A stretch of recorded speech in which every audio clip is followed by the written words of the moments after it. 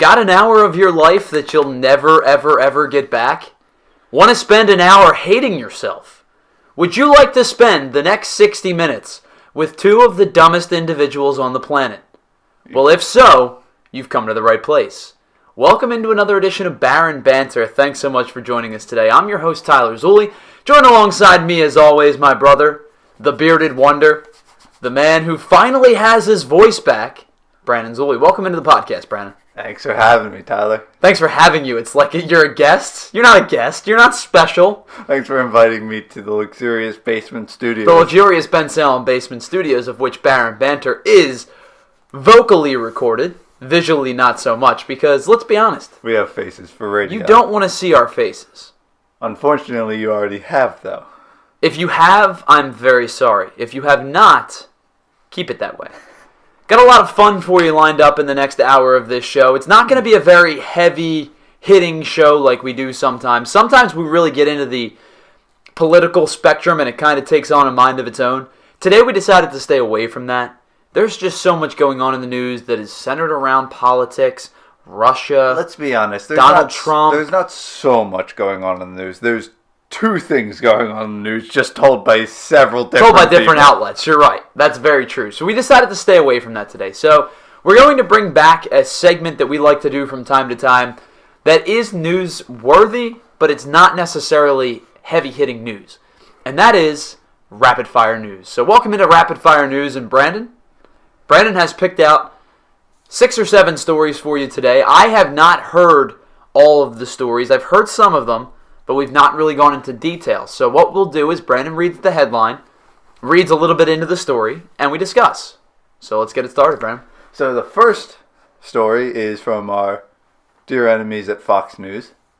Before we get started, do we have any BBC News today? I believe we have one. Okay, we have one, which means we have one incredible headline.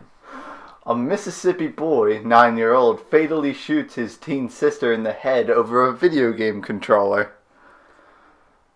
That, in and of itself, just caught my attention and needed explanation. So, it turns out that the 9-year-old boy from Mississippi, his sister was basically holding the controller over his head or something. Like 90-90 poo-poo type deal. Yeah, keeping it out of his reach, and he desperately wanted it, and she turned her back, and somehow he had grabbed a firearm and shot her in the head and killed her. I have many questions. The first of which, how does a 9-year-old have access to a gun? It's in Mississippi, so I'm surprised the 9-year-old didn't have access to a gun. Didn't have his own registered gun. I think you only have to be 7. I think you have to breathe. Can you read this? No? Okay, we'll give you one anyway. I think they say the right to bear arms begins in the womb. Well, my question is, what bear arms? What type of bear? Black bear, brown bear. Like, these bears need to know. Like, we need to give bears ample opportunity to not lose their arms. Taking their arms. No, but seriously, the policy on owning a gun is a widely debated topic, especially with all the school shootings that have happened over the last couple of years. I understand that you have the right to bear arms. I am not against the Second Amendment. I think it's a great idea. Because the Second Amendment does protect you in the case of a home invasion, in the case of an attack. I've got no issue with that. I just really need to know how an unsupervised 9-year-old and a teenager came into contact with a gun, and this 9-year-old decided it was a good idea to shoot his sister in the head. Well, Mississippi is a southerner state, correct? It is. It is a, let's say, conservative. It's a red wing state. Yes.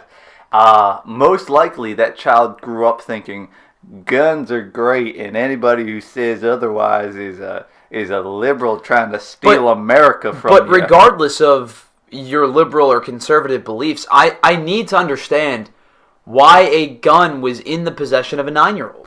Because no one was watching the children at the time, and the gun was not properly stored away. Right, that's the problem. We'll get to the death in a couple of minutes, but I want to know why the gun was not securely sealed. Why there were bullets in the gun. Because people feel that is the best place for a gun, out in the open where you can easily get access Listen, to it. I get it that if you're going to be, your home isn't being invaded, the last thing you want to do is open a safe, load the gun, put the bullets in, and then get ready to defend yourself, because by that time you're probably dead. Yeah, you already had a bat swung at your head. I get the fact that you shouldn't have to lock your guns up in a safe, but your children should not be know able- where the guns are. You should basically have what accounts to a baby-proof device on your gun, like near your gun where you keep it in the cabinet, the same way you do for the chemicals you clean your sink out with. Right. You don't allow your kids to get in contact with bleach. Bleach. Oh, Jimmy, So why is the gun different? Jimmy, be careful. That's bleach. I'm gonna drink it all. No. Here. Take this. The AR-15. That's a safer. That's toy. safer. That's a safer toy. Well, did it say what kind of weapon it was? I believe it just said handgun. A handgun. Uh, So your typical self-defense handgun. most likely. Okay. It just says firearm and handgun. So the That's it. remainder of this story, what it really boils down to is, listen, you and I, growing up probably about the same age difference that these two are, 9 and teenager, they said. So at least 13, obviously. yes. But I would assume that if it's a younger teenager, that's why they use the word teenager. Because victims, as minorities, generally don't get identified. Yeah. That's a rule in news. You keep kids out of the news if they're victims. Mm-hmm. The reason they gave the age minority.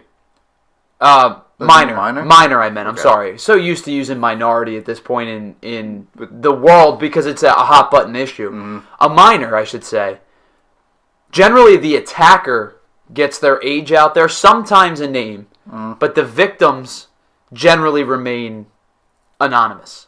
So my understanding is that this teenager could have been as young as 13, which puts them in the same age difference as you and I. Yes. You and I have fought over video game controllers We have fought many over times. stupider things. Than Many times. I have never had the desire to stab you. To literally stab you. I may have said I'm going to stab you, but I never was actually going to stab you. The worst, Like I was going to, maybe I would punch you. the worst I ever got was a punch to the gut. I might punch you, but I'm not going to threaten to kill you and then actually kill you. So what's going through the mind of a 9-year-old? Because basically you'd have to reverse the roles. That would be you wanting to shoot me. Yes. Have you ever had the desire to strike me dead? No. Right. Never. I've had the desire To hit me? hit you. I'm sure. But I get it. You're never brothers to- and you live together. Never to go over and get the bike chains we had and And strangle me with strangle it. you. Right. So I don't understand what's going through the head of a 9-year-old that when you want to kill somebody, especially your own sister. Yeah, and that's the thing I'm trying to wrap my head around is that not only did he not kill someone, he killed his sister. That is on a whole nother level. Now, obviously, at 9 years old, he's not going to be tried as an adult. No. He'll be sent to a juvenile detention center or sent to get his brain studied at a psych ward. What I think should happen, I think the parent or the owner of the gun who did not properly stow it away should be held responsible for this. I agree. I believe they should be put on trial for reckless endangerment. I think it's reckless endangerment of a child. You can maybe even get him with manslaughter. Because if they had stowed it away or, I don't know. At least kept put the it somewhere bullets safe. with them. Right, at least put it somewhere safe. If you keep the bullets with you, you have it and they can't, the gun is then useless to anybody else but you. You know, I like to consider myself, I kind of flirt on the line of conservative Democrat and liberal Republican. On some issues, I would find myself more of a Republican because I believe that gun values are okay. And I believe that having a gun in the home is okay. Yes, it is. But there's got to be a to have a gun. spot. There's got to be a spot and a time for it where Yes. your 9-year-old cannot get it. It's, like I said, it's kind of in the state of guns are are a natural right, a God-given right. We have the right to get our guns and have as many as we like. They do. I have the wall-to-wall guns. They can. Yeah, you can, but should you? I don't know. What's the difference? What's the difference is an alive 13-year-old. In most circumstances, what's the difference? This situation is what brings it to the forefront. What about the 99,999 that never have that happen? Because either their kids are trained properly or the firearm is stowed safely. That's another thing. Like, do you think this kid understood the ramifications of what he did? At 9, I think you have to. Like, did he Listen, understand he's not the concept 4. of death? I think you have to. At 9 years old, I never wanted to shoot somebody because I knew what was going to happen.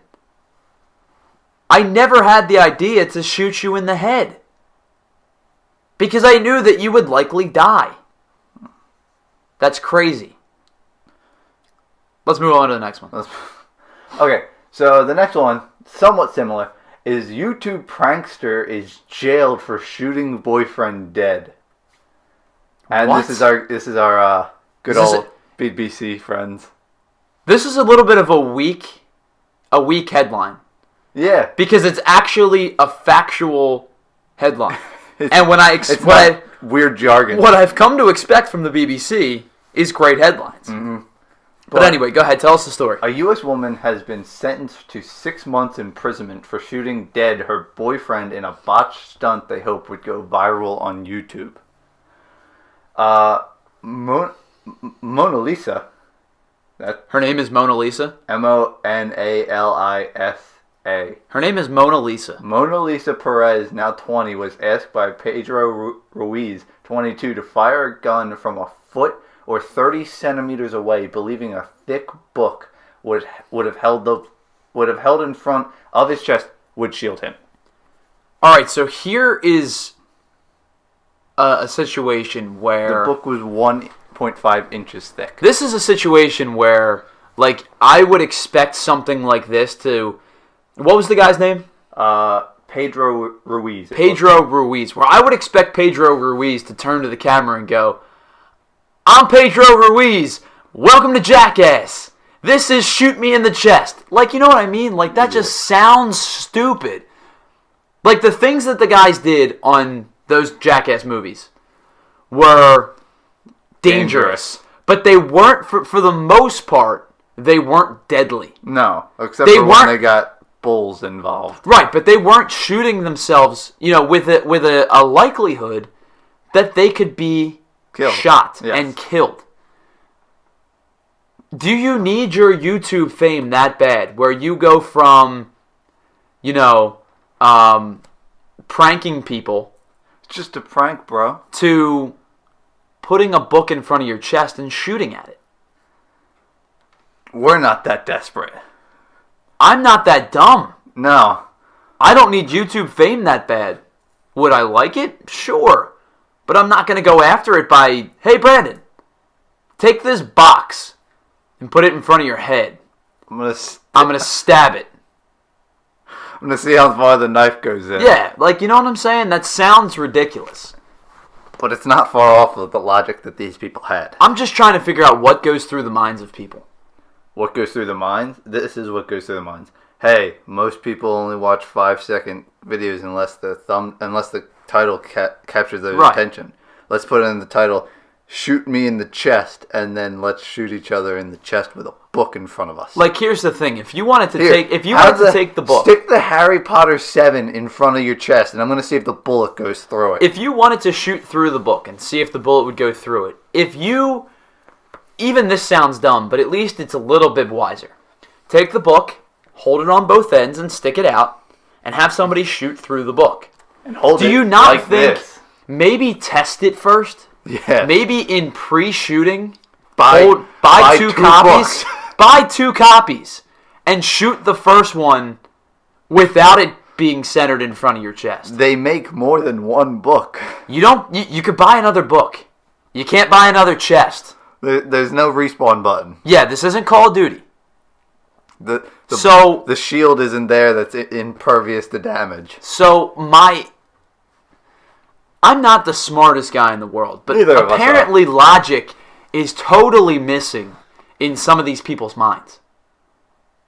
It seems like they wanted to just try something. They were probably thinking, oh, no one's ever done this before.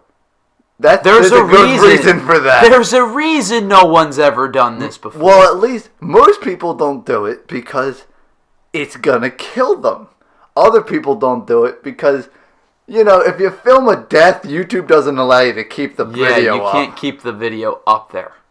So that's why you haven't seen this before. The only thing YouTube's more concerned about than people dying is copyright infringement. It's ad revenue Yeah. on us. When on our four viewers. On our fourth video when we played Metal Gear Solid. Did they really? Yes. Oh, they took your video down. They didn't take it down, but they almost did. They gave us Did they give you like a warning? Yeah. What did it say? It was like, you are in violation of copyright infringement due to music or something. And I was Really? like, what are you talking about? They almost took our video down. Really? Mm-hmm. But That's enough of the video. Interesting. So, yes, she is serving a 6-month jail term, which I think should be a lot longer. I think it's only 6 months, probably because the guy agreed to do it. Yeah. And it may have been his idea. You don't know. Maybe. But it seems like the guy agreed to do it. Therefore, it's a shortened jail sentence because it's not murder. It's manslaughter. It's certainly manslaughter, but it's not like a premeditated murder because the guy was... I would assume the guy was voluntarily involved. Yes. All right, let's move on. The next headline I found from Face the Nation, which doesn't actually sound like a real news source, but it's... I think it is, though. South Korea's foreign minister says Kim Jong-un has given his word, in quotation marks, on denuclearization. No, I don't believe you. You know who else gave his word? Hitler to Poland. Yeah. Hitler was like, yeah, guys, I'm not going to invade you. No worries. Don't worry about it. And then, like, I'm just coming 3 over. months later. I'm coming over for a cup of sugar. Right. These are my friends. I'm bringing my 1,000,000 people army. Like, This you is my cannot ride. It's a rationalize Panzer. with dictators. So South Korean... You also can't rationalize with apparently the President of the United States, but that's a different story for a different time. Similar mindsets. What? Different goals. Similar mindsets being that they're both crazy. Yes. So South Korean's foreign minister Kang... Can you help me pronounce this? I can't even read that. K-A-N-G... That would be Kang. Space K-Y-U-N-G hyphen W-H-A. It would be probably Kwanghwa. Kang Kwanghwa. Kwang-wha says North Korean dictator Kim Jong-un has given his word in a commitment toward eventual denuclearization ahead of yet-to-be finalized talks between the U.S. and North Korea. I don't believe you. I don't believe a single word coming out of your mouth. Because I'm fairly certain it happened over a video chat, and just outside the screen there was an AR-15 pointed at this lady's head. Like, we use, at the station, we use drops to kind of put some comedy into the shows. And there's one from a coach named Mike Gundy. And it's just, all he screams is, "That's not true!" And that's how I feel. Like, I don't believe That's you. a lie. You are lying to our faces. But if this actually works, what do you think? This is if this is to be true, this is a large step to a greater global peace. Here's a question. What are the likelihoods? Say Kim Jong-un had a moment of clarity and he goes, wow, I'm truly an awful person. You know what? Let's just start taking down the nukes. We're going to be a better country. We're going to be a better country to everyone we work with. And then Donald Trump sees this and goes, all right, they no longer have nukes. Invade. That's the issue. Is if for some reason Kim Jong-un is legitimately some kind of changed man. He found Jesus. Either he found religion or he's getting some consistent you-know-what. Yeah. And it's made him a happier guy. Calmed him down. It made him a happier guy. If that's the case, and Donald Trump decides that this is an invasion, a point of weakness instead of a point of tactical peace, our leader, the leader of the free world, is a worse human being than the North Korean dictator. Now, obviously, it's all speculation, and Trump could go in there and be smart as well, and they could get to some kind of demilitarized, denuclearized pact. That'd be which wonderful. would be great. That'd be wonderful. Because not only would it get North Korea off the United States' backs, it may likely knock China down a little bit. Mm-hmm. It may get Russia down a little bit. Well, let's not go too far, Tyler. You're looking at hopes. That's really what you're looking for, is hopes. Yes. And that, obviously the issues in the Middle East would probably continue, but at least it gets you on one front into some kind of peaceful negotiation. You don't have to be friends. No. You just have to work together peacefully. Right, because there are a ton of countries that the United States doesn't do business with. No. And it's not that they hate them, it's just that they don't do business with them. But that's the thing, is just keep it to a point where you're not at you're not a push of a button away from destroying the world. And with these two people, the button's right next to Right, the it's right desk. next to their desk. But Let's go on to the last one. our last headline is, I had forgotten about this one, is once again from our good friends at the BBC. Oh, we got another headline. Now this one's great. This is a good one. UK Defense Secretary tells Russia, go away and shut up. Right. Now there's a good headline from the BBC. Right. Get you gripped into it. You know what "go away and shut up" to Russia sounds like? Hello. No, truly. You know what it sounds like? What? You ever seen the news piece where the guy gets stabbed by his ex-wife, and the last thing he says to her before she stabs him is, "What are you gonna do? Stab me?" Like, it's just provoking. You are poking the bear. And you know what happens when the bear wakes up? The bear eats you. And you know how I know this? Because there are bears in Russia. And they kill bears for fun. Hello, UK. You know, I have one thing to say to you. Do you remember Ukraine? That will be you. Ukraine, Serbia, Georgia.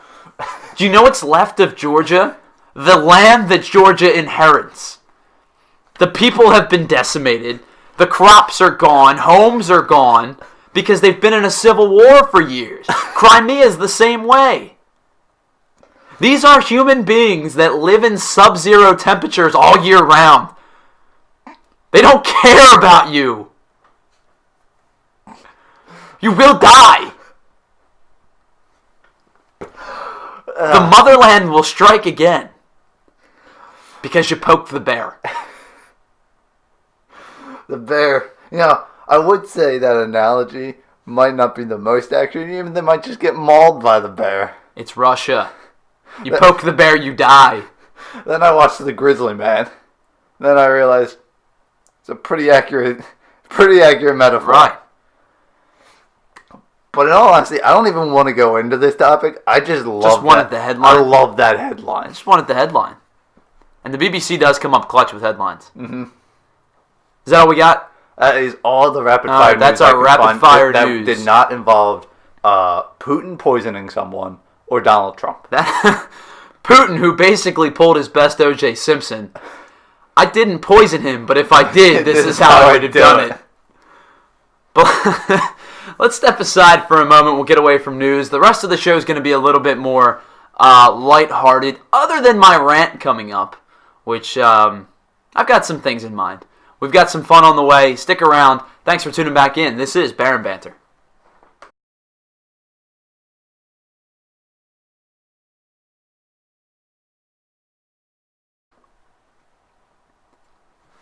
Thanks for coming back with us here on Baron Banter. I know we've had a little bit of a sporadic recording schedule simply because of work schedules and other responsibilities that we've had to get to. I know Brandon and I would very much like to make this a more consistent show like we had during last summer, so we hope to be able to maybe get back to that in a little bit. Welcome back once again to Baron Banter. Tyler Zulli alongside Brandon Zulli. Thanks for finding us wherever you have. If you found us on YouTube, leave us a like, a comment, and a subscribe down below. You can tell us what you want to hear, tell us what you like and dislike, and we'll kind of build Baron Banter off of you guys, because without you guys, we're just talking to nobody. So if you found us on YouTube, do that. If you found us on Twitter as well, you can give us a follow. You can follow us at Easy Motor Earls. You can also follow myself at Teasel34. Now, I mostly talk sports, but that's more of a professional account. But you're more than welcome to follow me there as well. The second segment here today is a segment in which I like to get a little angry. Tyler, I'd like to cut in for a second because you're gonna ruin my rant.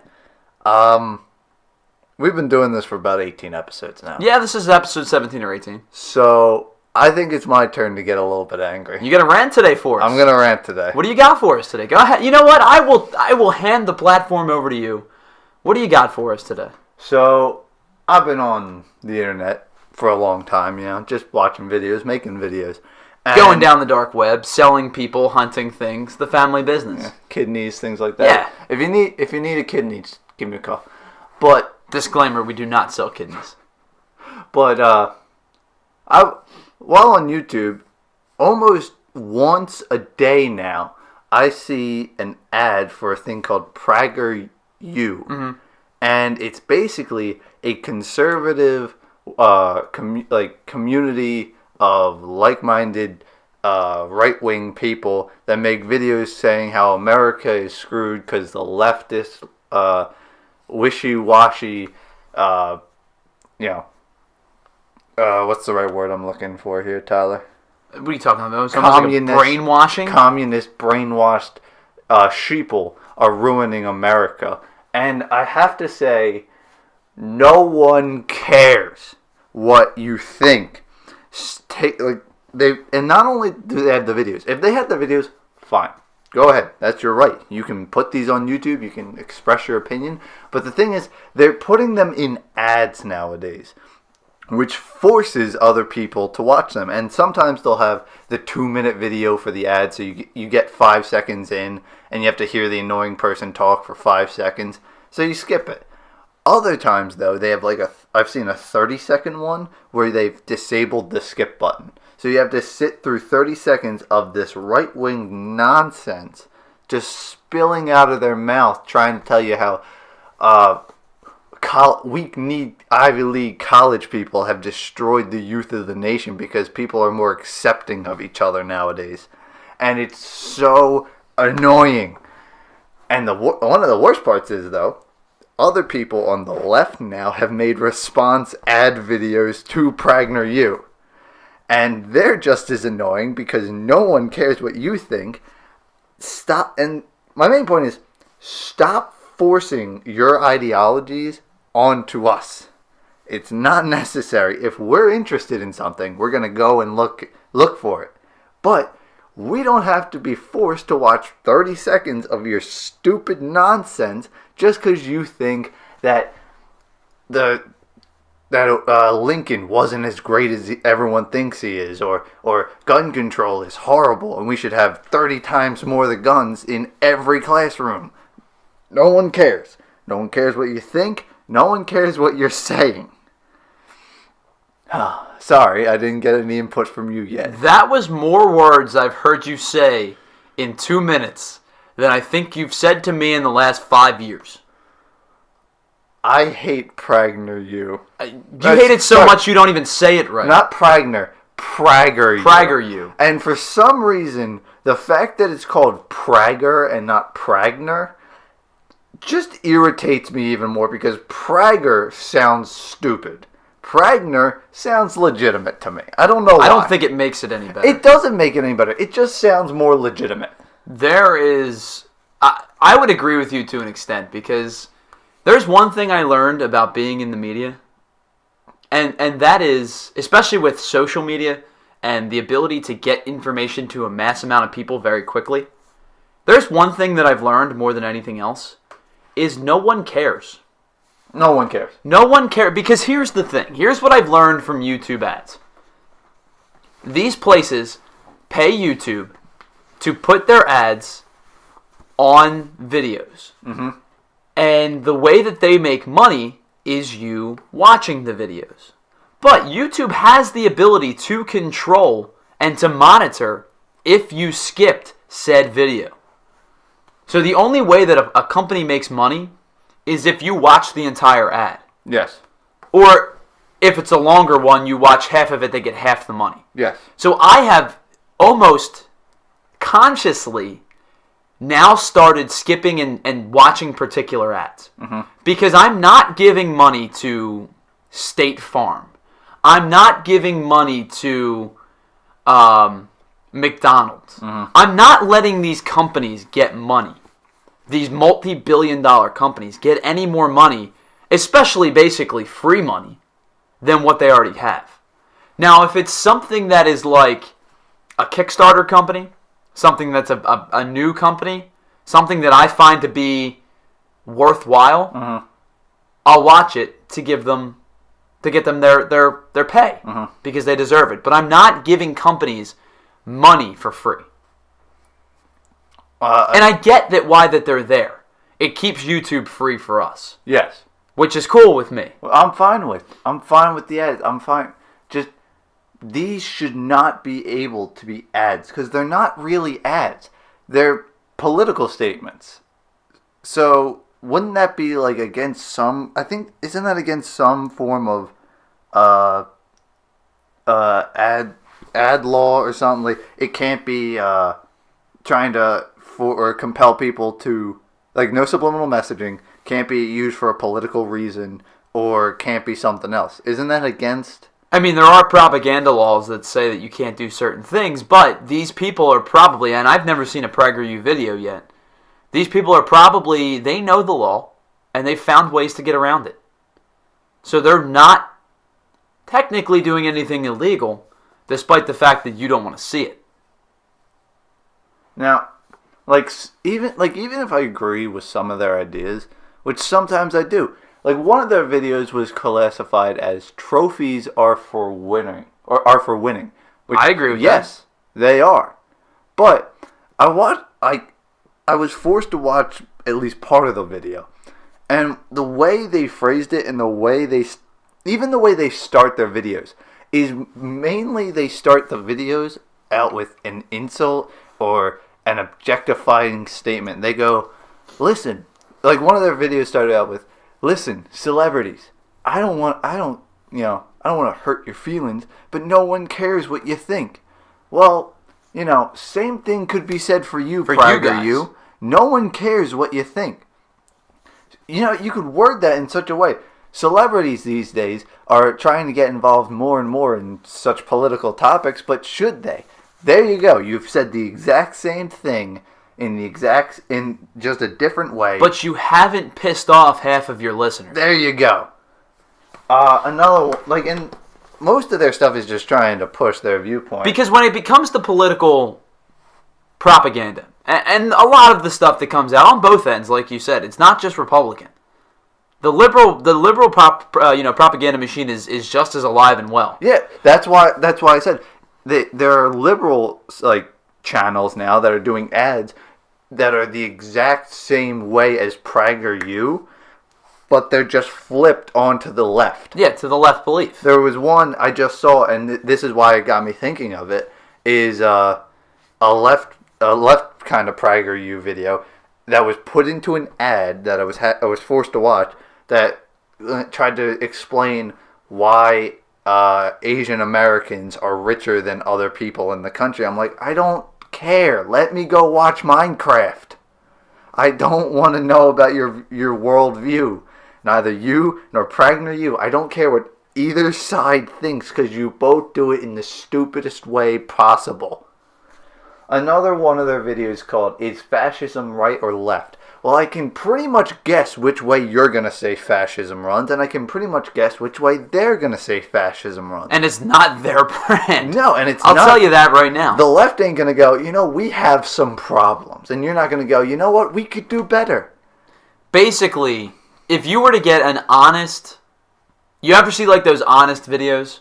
Where it's like, what this would really be like? Yes. If conservatives made an honest pitch, it would basically sound something like this. You get no handouts, no immigrants, white people. And if left-wing people said something, it would sound something like this. Immigrants are great. Handouts for everybody. Republicans are Satan. Are racist. Yeah. It's both sides have their agenda, but neither side should be either allowed or should try to just force it down our throats with these stupid ads they put out, because they kind of do the opposite of Right. what they're trying.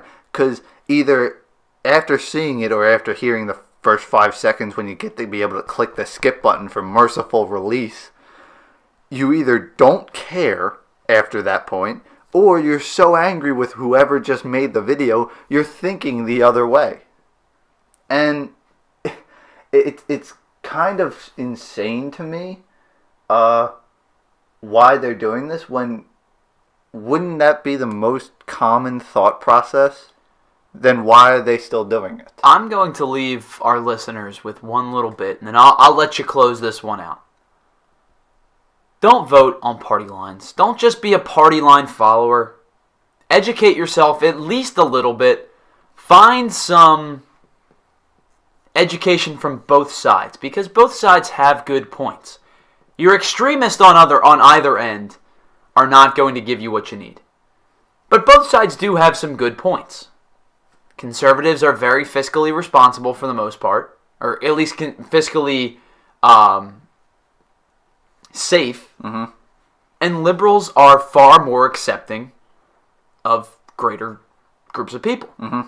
So find a common balance. Educate yourself on what that you want to know, and make an educated, formed, honest, individualized opinion based on your thoughts and your education. Do not allow the system to corrupt you because you say, well, I'm a Republican, or well, I'm a Democrat.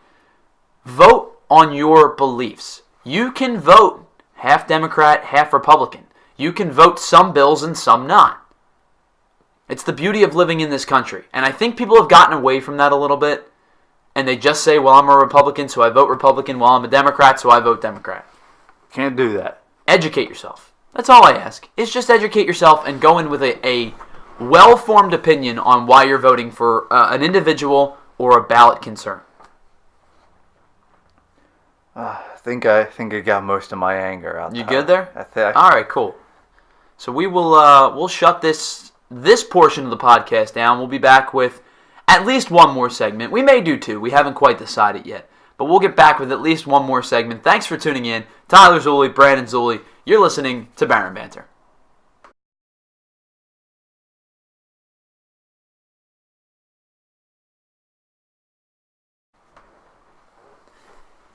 Halfway home here on Baron Banter. Thanks so much for coming back and hanging out with us today. Tyler Zulli alongside Brandon Zulli. What are you doing? Nothing. You smelling yourself? No. What do you stink? Maybe. Is it your armpits? No. They make deodorant. Just my skin. Your skin stinks. You got to go see a dermatologist for that. You got some creepy crawlies going around in your body or something. Oh, there's 100 of them upstairs. That's true. That is very true. So let's move on. You know, you kind of stole my thunder a little bit, but it was a good rant and a good stopgate and a good takeover, I guess you could call it, of my little segment. I think you did a good job. You served us well. I'll be back next week to take back my rant segment because there's always something that flusters me. But well, I got a little angry. You know why? Because of the banana shortage. Because of the banana shortage. Back to the good old days of Baron Banter when we were able to do it every week. Episode 8. Episode 8, banana shortage. Check it out. It's a good one. But because of the fact that you stole my rant segment, we're going to flip the script. I'm taking your question segment. All right, let's see what you got. I am going to take your question segment, and it revolves around the fact that despite the fact that it is almost April here, everywhere in the world, but it's almost April here in the Northeast, and we are projected to get I thought it was February over at least in China. one more snowstorm before the spring and summer really truly roll in. I kind of had this question boiling around, and I've asked people this before, but I want to get your take on it, and we can have a discussion. Why with the understanding of weather patterns in particular places, why do people choose to settle down and make homes in areas that can be that affected by the weather? Well, there are several reasons. One of them could be it's where you lived your entire life, and you know the place. Then you know that place, and you can't imagine moving anywhere else. Another is you move to a new place, and you don't have enough money to move back away. Or, basically, at least I could say America, you have to take your pick with what you have with your weather, because in Florida and that area, you have hurricanes and that sort of thing, and torrential downpours every day. In Hawaii, you have volcanoes. In California, you have an earthquake could shatter your state off the continent. The middle of the country, you have rapid tornadoes, or here you have torrential blizzards every winter. You have to take your pick sometimes. Well, and that was my next question, and we'll get to that now, is if you had your choice of understanding all of these circumstances, which would you take? Snow. You would take the snow? Yes. Why is that? Because snow, as annoying as it is when you can't drive or you have to shovel for 3 hours, snow is the least damaging of all of them. Because a volcano will incinerate your house, an earthquake could destroy your house, a hurricane could destroy your house, a tornado will completely destroy your house, or you could have snow and shovel. Right, but you're not guaranteed a volcano every year. You're not guaranteed a hurricane every year. Tornadoes are more likely, but you're not guaranteed an earthquake every year in your spot. You are almost assuredly guaranteed at least one blizzard every winter. Well, I would rather be guaranteed Winter that knocks power out, winter that forces you to make adjustments in your work schedule, make adjustments in your daily life. I would take the blizzard every year and bucket up water from our basement to make sure it doesn't flood, rather than 1 year where my house is destroyed and then the next 3 years are fine and dandy, and then my house is destroyed the 4th year. Yeah, but there's no guarantee that your house is going to... I mean, how many people in Florida have homes that weren't touched by the most recent hurricanes? Obviously, you look at the potential of each of these weather-related events and the cataclysmic effect of a hurricane, a tornado, a volcano are greater than a blizzard most of the time. But the impact is not as guaranteed. Like when there is a volcano in Hawaii, and I don't even know how often the volcanoes erupt around towns in Hawaii, but when there is a volcano in Hawaii and it damages a portion of the city or town that you live in, it hits a certain area and its radius is not that great. So unless you're at the basin of the volcano or somewhere in the surrounding area, you should be okay. If you're anywhere within a 100-mile radius of a blizzard, you're getting affected by said blizzard. Like I said, you have to pick and choose what you're willing to deal with. Right, which is why I hate the snow. You've always hated the snow. I've always hated the snow. But, even as a kid, the only thing that had benefited was a day off from school. But, and I've always said I would rather have my days off in June and in May than in December. So like when you had that buffer zone where you got a couple of days in the school year before you had to start making the days up, when you were making days up in June, I hated it. I didn't want to go sit and sweat in school. Our schools didn't have air conditioning. The first time I ever had they had air conditioning. No, they didn't. It was just broken every time. Our grade school never had air conditioning. And my high school didn't have air conditioning. The first time I ever stepped foot into an air-conditioned classroom was my first class of college. Now, granted, I don't know what you had in your high school because you went to a public school as opposed to a Catholic school. It was broken half the time. But I did not want to be in school in June because of snow that affected us 5 months prior. That frustrated the hell out of me. And as I get older, See, and I have to drive to work because you don't get days off from work. My work doesn't shut down. I've got to go drive 25 miles in the snow? No thanks. well, for me, for when I was a child, never really bothered me that much because I never really wanted to go out and play in the heat in the summer, so I didn't mind making the days up then. And I didn't go anywhere when it was a snow day, so it didn't affect me too much besides shoveling for a few hours. And I've been lucky enough so far. Maybe, I don't know if lucky is the right word considering how my employment is going right now, but most of my jobs I have been able to walk to. So it hasn't affected me. That's probably why I don't have such a Great disdain for snow or an impending snowstorm that you do. But again, it goes back to every person has to choose what they're willing to deal with. If you say that you want to move out to the East Coast or West Coast one day and go to California, right, and maybe have an earthquake every now and then, it's your choice. I'll stay around here, deal with a couple inches of snow, maybe a foot of snow. California is large, and fault lines are not that large. And when they're impactful, they're terrible. But California is set up to be at least somewhat earthquake resistant. You don't set up to be blizzard resistant. You just can't do it.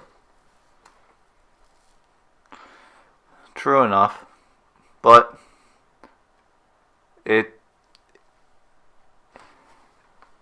once again, I have to say, to me, a snowstorm would not be as egregious as a tornado or an earthquake. It's because you haven't witnessed or suffered through a blizzard of epic proportions. If it were to happen, you might change your mind. Have you suffered through a blizzard of epic proportions? No, but I hate snow to begin with. On the day, whatever day that it happens eventually in our lifetime, that we get 25 inches of snow, let's rehash this conversation. At that point, Tyler, I don't think your work's going to be calling in. I guarantee you I have to go in. That's how things work. They closed down the roads with 7 inches of snow. 25 inches, they're not going to let anybody out of their house. Just saying. Wait till that day happens. Then come talk to me. Well, if to answer your question, Tyler, why do people stay in damage-prone areas of places? It's their personal choice, usually. That's fine. You ever see an interview of a family where they go, Hurricane came, and we had just rebuilt. Time out. How often do you rebuild? Every year. Then why don't you move somewhere else? We love the view. Well, you might want to get some styrofoam furniture that goes up and down, something that you can wash off. It's their choice to stay there. All right. And as it is your choice to one day, when you're fiscally able to, move to a part of a country where you will not get snow. That's the plan. Can't wait to see it come to fruition. And I can't wait to hear you commentating in the stadium for the Dallas Cowboys. That's fine. I'm in. Sign me up right now. I'll take the job. All right, let's step away. One final segment coming up here on Baron Banter. We will discuss words, articulation that bothers you. We'll get to all that and much more on the other side. This is Baron Banter.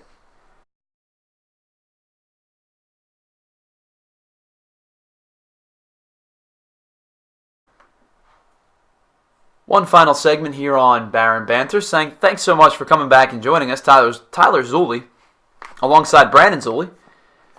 And as a prelude to the conversation about words, apparently I don't know how to speak anymore. I'm getting a little tongue-tied here, which means...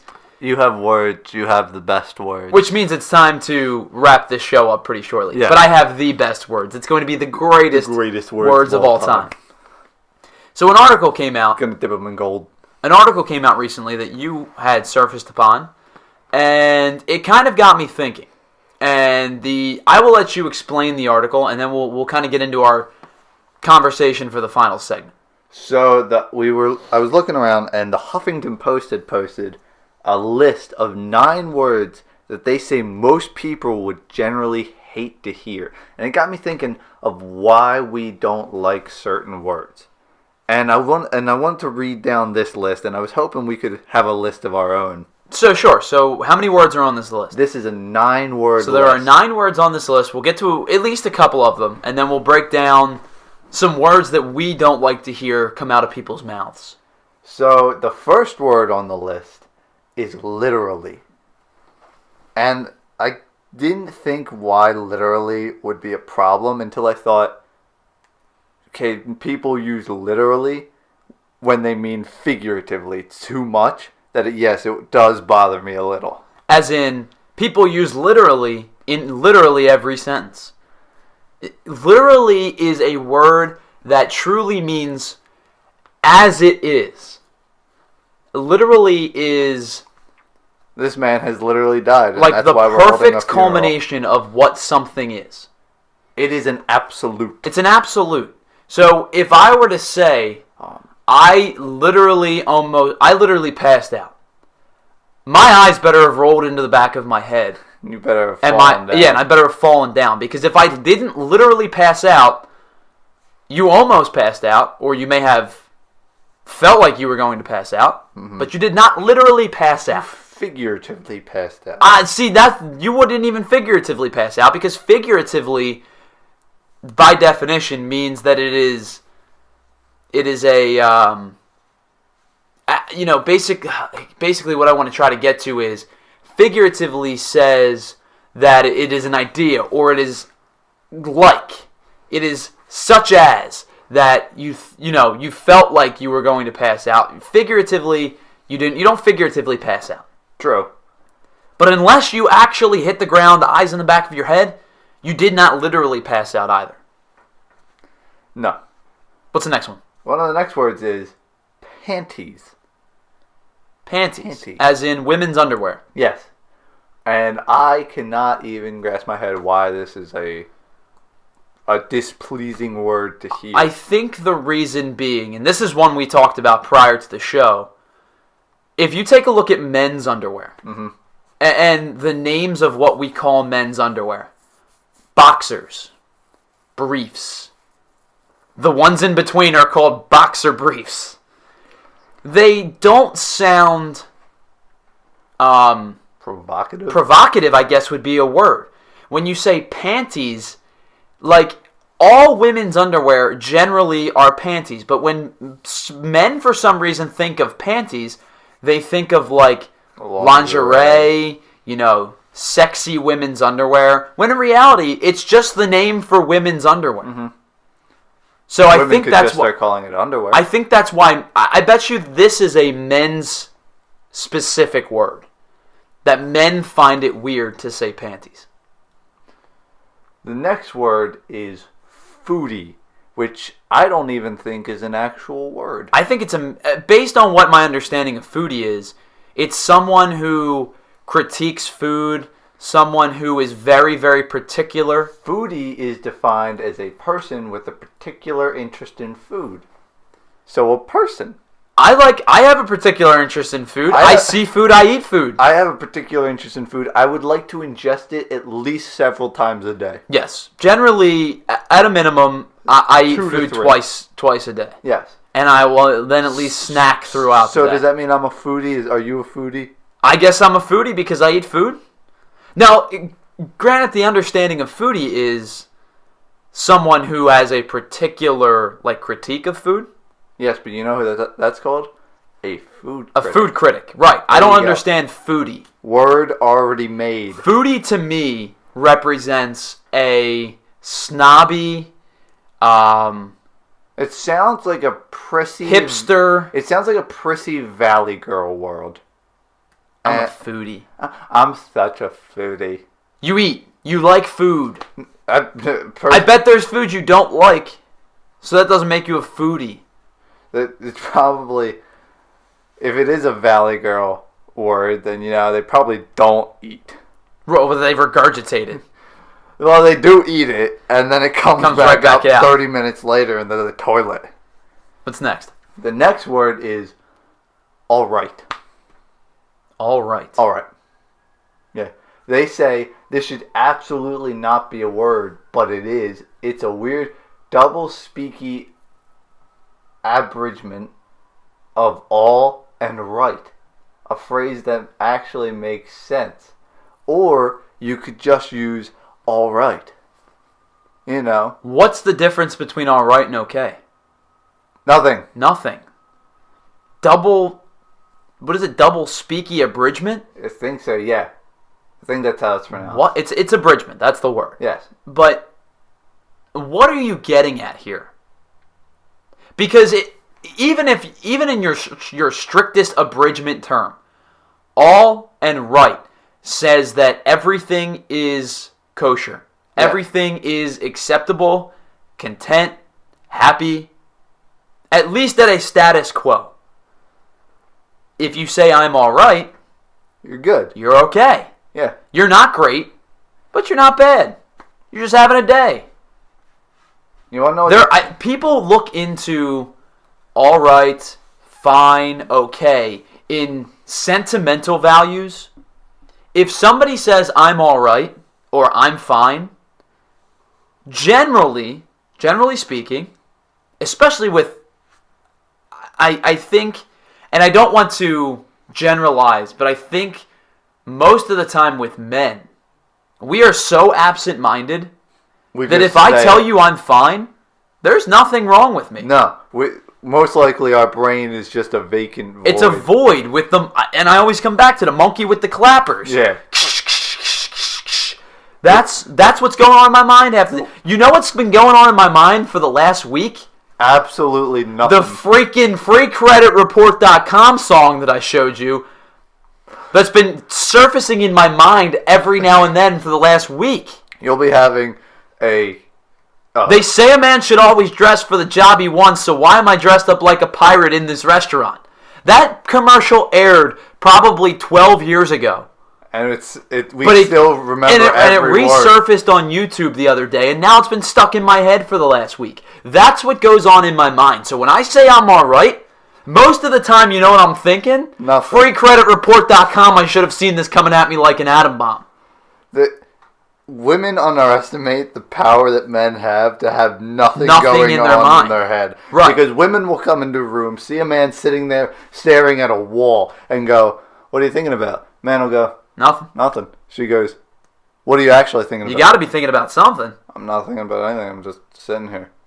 Well, you have to be thinking about something. It's impossible for you not to be thinking of anything. You underestimate my powers. You underestimate them greatly. Let's move on to the next This one. got sidetracked. Let's move on to the next one. This one is curate. Curate. As in to produce, to make, to put together? I guess. Which I don't understand why. And What is their reasoning? They've got to put a is little bit of you reasoning, probably right? hate this word simply because it's everywhere. I literally never use the word curate. I haven't... And I literally mean literally. I am a writer and a broadcaster.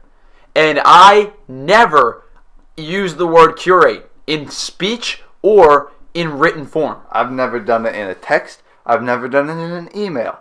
I've never done it on paper or with my words. I haven't done it on a train. I will not do it in the rain. I do not like green eggs and Right. ham, so you can stop this stupid list.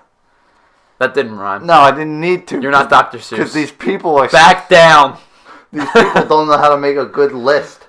I don't get this word. No. It's a word to me that, it doesn't pop up into my speech or my written form ever, but it doesn't bother me either. The last one we'll go for on this list is paradigm. There's one on there that I'd like to get to. After this. Zeitgeist? No. The one after that. We'll get to it in a second. But go ahead and go to paradigm. Paradigm. Their entire text in this one is another jargonized word. This once interesting syntactic concept has now become a canned way of saying you gotta change your perspective, man. What? That's not how that word is used. No, not usually. Let me go online Google and find search you the definition. the strict Webster Merriam definition. Of paradigm. Of paradigm. Here is the definition of paradigm. A typical example or pattern of something, a model. The second one is a set of linguistic items that form mutually exclusive choices in particular syntactic roles. The sentences are, there is a new paradigm for public art in this country, which is a pattern. The other sentence for the set of linguistic items is English determiners form a paradigm. We can say a book or his book, but not a his book. Mm-hmm. So what does paradigm bother you? Again, unless you're in some kind of hipster, uppity, snarky, look down your nose type community, people don't use the word paradigm in everyday conversation. No.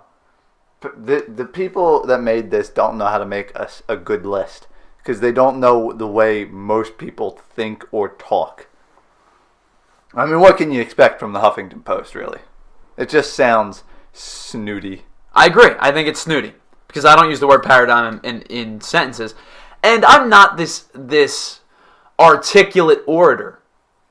I know how to put words together to make them sound smart, but I'm not an articulate orator to the point where... At least when you have time to think about what you can say. Right. Well, that's the thing is, when you're off the cuff having a conversation, paradigm doesn't come up into conversation very often. No.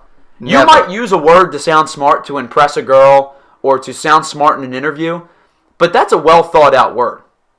That's something you think of. Yes. You know, you take a second and think about it. When you and I are having a conversation back and forth, I don't discuss the paradigm of the English language. Let's move on. All right, so the one word you wanted to get to on this list, which I skipped over because I'm not reading everyone, is impactful. This one bothers me. Impactful does bother me. Why? Because the people that use impactful, especially within writing, whether it be book, article, whatever written form, because I know that I've done this and every single person that I've ever gone to school with has done this. The people that use the word impactful are the people that do not know the difference between effect and affect. So they choose not to use either because they don't want to be grammatically incorrect, and they use impactful instead. So you don't like Here is written rule. If something is a verb, if it was affected by something else, it is the affect. If something is the cause of something else, it is the effect of the affection. Okay. Are there any other words that you can think of that... Before we get off this topic, what is their reasoning? Similar to mine? This word hasn't made it into standard dictionaries just yet, but Chronicle of Higher Education blogger Anna Curzan thinks it's well on its way. It makes regular appearances in the New York Times. We don't mind that it's not a bona fide word yet, but we do find it to be irritating business jargon. Plus, describing everything from a politician's haircut to a startup's 4Q earnings as impactful blunts the force of the word impact. Okay, that's fair. Okay. So come up with one word for me, and I'll bring you one word before we wrap this thing up. What is one word that bothers you in the English language? The word that bothers me the most out of any other word in the English language is moist. Why though? Ugh, moist. What does moist do for you? Moist is a gross sounding word. So like you won't talk about like a moist paper towel? It is a damp paper towel. What does damp do that moist doesn't do? It doesn't sound... Moist just sounds gross and weird and sloppy and wet. Why? Damp does not. Why does moist sound so bad to you? I don't know. I have always had the thought that moist is just a dirtier word. I feel like moist is a great descriptive word because it is a perfect middle ground between dry and wet. That's damp. But moist is more wet than damp. I feel like damp sits in between dry and moist on your way to wet. Like a damp towelette and a moist towelette, I would think that the moist towelette would be more wet, but not so wet to be soaked. I don't know, man. It's just the way. It's just whenever I hear the word moist, I can't help but squirm. It's weird. Does it have some kind of odd, like, sexual jargon for you? Not really. It just sounds gross to me. I can't really explain why, but it just is the worst. And it's not. And you're not alone. It's not just me. You're not lot alone. of people hate the word moist, which I don't quite get. And I don't understand it at any level, because for me it's just a word. But, you know, I get, you're not alone, because people find it to be repulsive. people hate the word moist. Ugh. I would go clean my mouth out. But So that would make it all moist is your word. Moist is my bothers you. most hated word in the English language. I have others, Okay. but moist is the worst. So, my word is not a word that's like skeevy, like moist to you is. Ugh. But it's a word when said in a particular way, as somebody that has graduated with a degree in communications, and I'm not saying that I'm better than anybody else, and I'm not saying that I'm just better than more everyone else. articulate than anyone else, but the word that bothers me in conversation especially, because no one writes with this word, is the word like. Like bothers the hell out of me. So In terms of, it was like. So you just hate when the people overuse of like. Yes. Because for two reasons. It's more annoying to you. Yes, exactly. It's annoying to me. In conversation form, it is seriously annoying to me. Because it drudges down your conversation. It really puts words in your mouth that are not necessary. And you don't sound very intelligent when you throw the word like in there every 15 seconds. It happens. Everybody speaks with the word like. I do it. I'm not like... there you go. I'm not like I'm saying I'm better than everybody else. I'm sure we've used like 30,000 times in just this podcast. Well, and I try not to use it. I subconsciously try to make myself not say like in conversation unless I'm using it in correct form. Now the issue comes when you're writing. I don't know if you've ever had an English teacher tell you this or a writing teacher tell you this, but when you are comparing things, like is often not the correct word to use.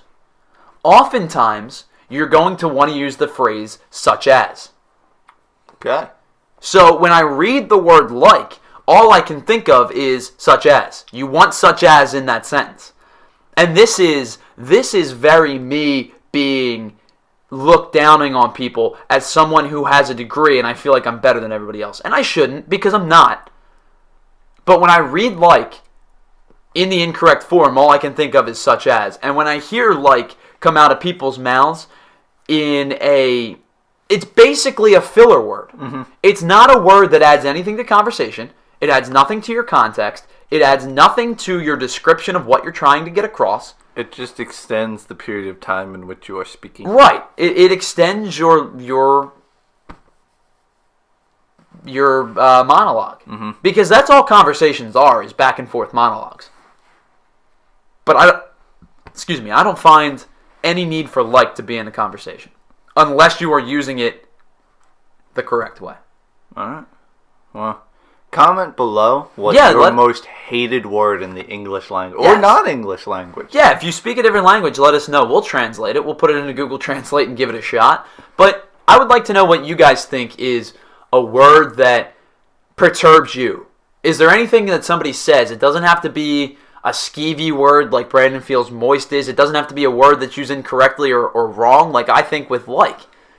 Just a word in the language of which you speak. Or maybe not even just the word. Maybe a phrase. A way someone says the word. Like Target. When people that's think just they're ridiculous. Going to Target. But yes, that brings you to another point. We won't get into this because we're running out of time. But people that use words that were originally in another language that originate in other languages, like especially such as food. Yeah, food is the biggest culprit of it, because you say every other word with your normal American subdivision dialect and accent, and then all of a sudden you decide that, oh, what do I want to have for breakfast this morning? I think I'm going to have crepes. Like, who do you think you are? Crepes is up there with You're not moist. French. Who do you think you are? If you were mozzarella French, is mozzarella. Yeah, if you were French or Italian, it makes sense. Because most of your other words are going to sound like Italian words. But for somebody with a Philadelphian accent, well, I'm going to have mozzarella on my pizza. Yeah, and then you kind of drag it out on my pizza. Like, unless you are of Italian, unless your mother or father are Italian and you were raised to speak like that, you need to stop talking. Here's the thing: Philadelphia is a very Italian-heavy city. Yes. It's one of the biggest subcultures in Philadelphia. So if your parents are from Italy and they speak Italian and they've raised you to say mozzarella, okay, I get it. There you go. You can use that. But you're not going to use it in everyday conversation. Like, I just said like. But that actually works there. You're not going to say it in conversations such as, I should say. You're not going to say it in conversations such as, I was thinking about getting pizza today, but instead of, but the cheese that I want is mozzarella. Like, you sound ridiculous. You sound like you should not be allowed to speak after you try and do that. Someone should just be on call for anyone who says it with a roll of duct tape and just run out and put it on your mouth and run away. Like the one that now that I said it, I've said like twice. There you go. So it happens, and I'm not immune to it. I try to get away from it, but one that really frustrates me in our family, because our family has some Polish descent. Yes. Is the way that people in our family butcher what has become an American jargon term, kibasi. Whether you say kibasi, kielbasa, just the way that people have taken it to a new height in our family. Because it was a staple food in our family. Yes. Because our grandfather has Polish descent. He was an excellent cook. And one of his staples was kibasi and sauerkraut. Yes. But when it was time to have the kibasi and sauerkraut, all of a sudden it was kielbasa or something stupid like that. You know what I mean? Yeah. So that frustrated me. It always kind of irked me when we were little and we would hear that coming out. Yeah. I always kind of cringed when I went and saw our mother go into the kitchen and just be like, oh, what is she pulling up next? No, it's the kielbasa. Don't say it. Don't say it. And it happened. It happened. She said it. So dialects are kind of a thing that may irk you as well. So if that's a common thread for you, like it is for Brandon and I, let us know in the comments below. But that'll wrap the show up for today. Thanks so much for tuning in. We hope to be able to get this done on a more consistent basis. We apologize for the delay in between episodes. I promise you, we are now only 6 episodes away from the Banties. And there will be a Banties episode. And we will bring Chris back in and we will put together a montage of the best Banties. And we will figure out what the awards are going to be. So stick around. Probably in 10 months from now is when we'll do the Banties. But stick around for all that and much more. If you liked what you heard today, you can go back and listen to any of our 17 previous episodes on YouTube under Easy Mode Earls. You also can find a whole bunch of gameplay from Brandon, one of our other Earl contributors, Devin, as well. He's been on one of these Baron Banters before. But for now, we'll sign off. Thanks so much for finding us. Get us a like on YouTube. Find us on Twitter as well.